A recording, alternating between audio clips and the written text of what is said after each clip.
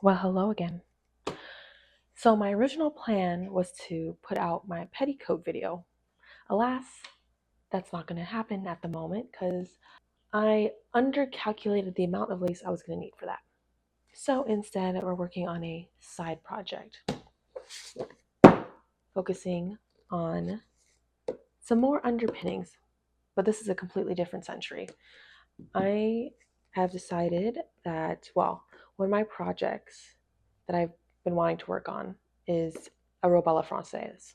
And that means I need to make panniers, chemise, petticoats for that project. But I've decided to kind of just spice things up. I've been wanting to make a pair of pocket hoops panniers for a while now. And given that I need something to work on, because I'm going absolutely bananas that I can't work on my petticoat at the moment, I've decided to go ahead and explore the world of pocket hoops. So I have my friend here, Corsets and Crinolines by Norah, Waugh, and I'm going to be using the 1790s, not 1790s, my bad, 1760s pattern that is in this book here. I'll pop a closer image of it. This one was originally, or this pattern was pulled from a pair of pocket hoops that was made of striped cotton material. I bought linen, which was a popular textile back then. It does mention in here that these types of pocket,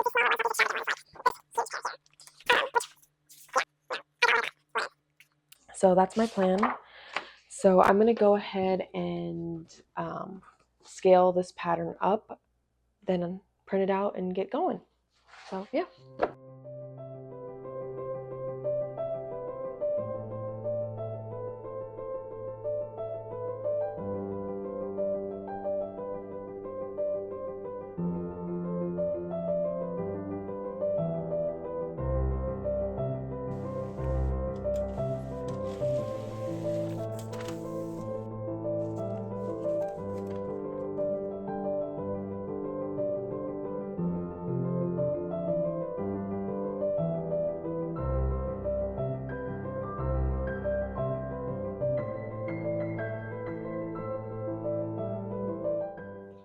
Okay, so last night I finished this bad boy here, and there are some changes I want to make.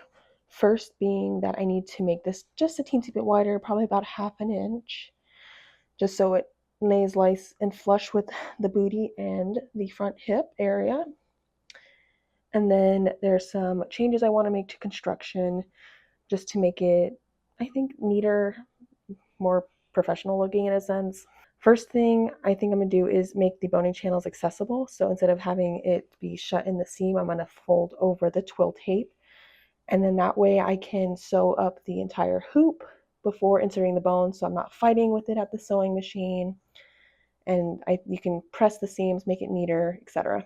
And then I'm moving away from the linen and I'm going with the quilting cotton that I picked up today. So I'm going to go ahead and make those changes to the pattern, get my quilting cotton into the wash, and then be back at the cutting table to cut out the new pattern pieces and get started with that. So yeah, let's go.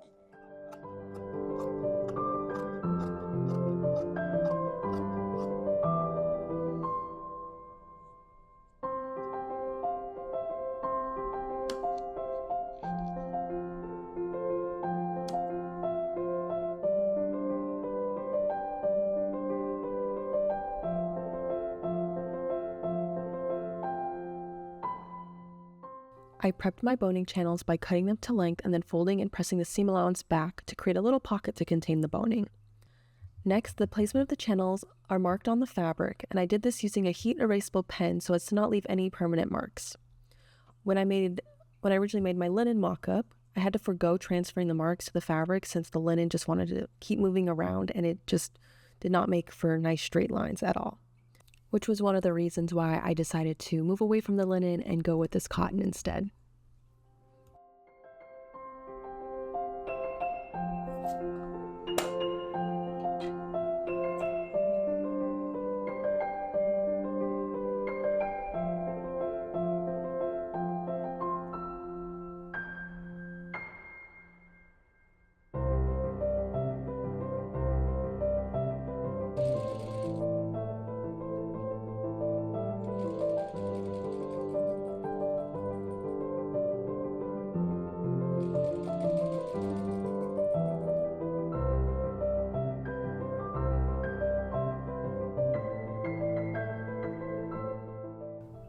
So I folded my seam allowance over twice and I pressed it for this bottom section. I pressed it away from the boning channels. That way I could still access them.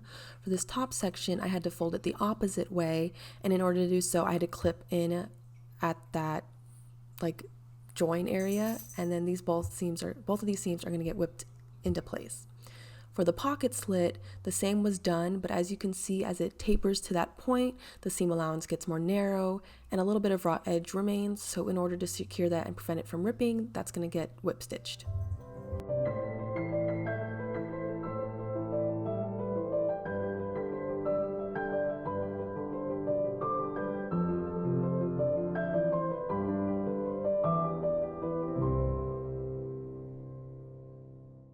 With my seam allowance all secured, I can move on to the bottom piece, the final piece of this pocket, and I've gone ahead and pinned that into place.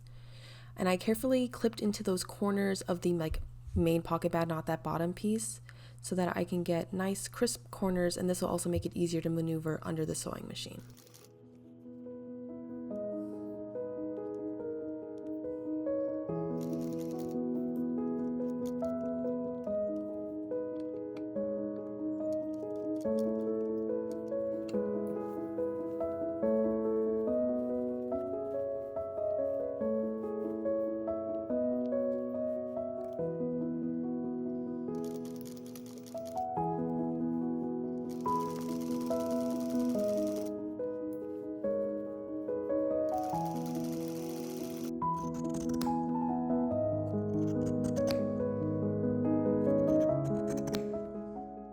For the top edge, I pleated them down to 4.5 inches. I'm then going to baste it about as close to the seam allowance as I can. That way when I attach it to the waistband, those pleats will stay in place.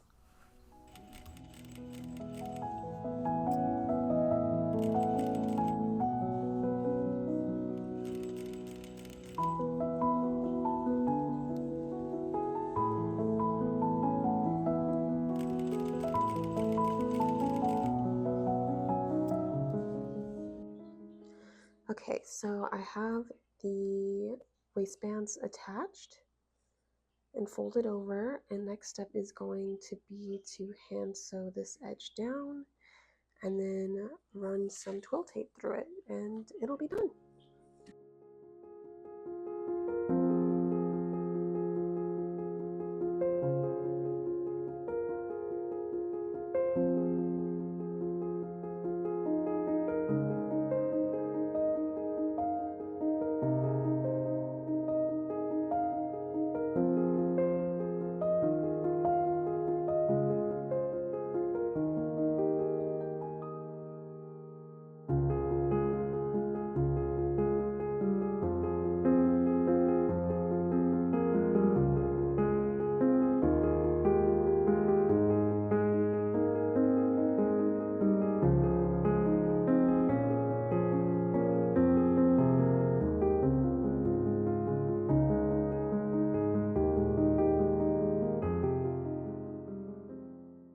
So we've come to the end of the project, and I'm super happy with how these have turned out.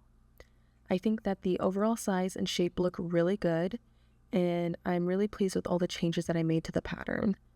The original pattern didn't really match my proportions. They were a little too narrow, and I think if I had ended up keeping that pattern as is without making any adjustments, it would have just created this weird bump at the back because they weren't wide enough to lay flush.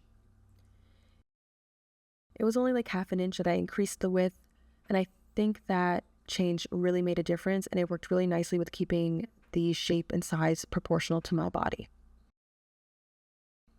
I'm also pleased with the overall construction changes I made. I think it just made it neater and easier to put together versus having to have it out with my sewing machine because of boning and whatnot, which made making the mock-up not really fun. But yeah, I think it looks really good. It's foldable, functional, it can accommodate all your pocket needs in these bad boys. So yeah, I think that's a wrap on this project. Thank you so much for watching, and I hope you enjoyed following along as I made these panniers. I hope to explore more 18th century underpinnings as well as continue my late 19th century, early 20th century Edwardian gown. So if that's something you're interested, stay tuned.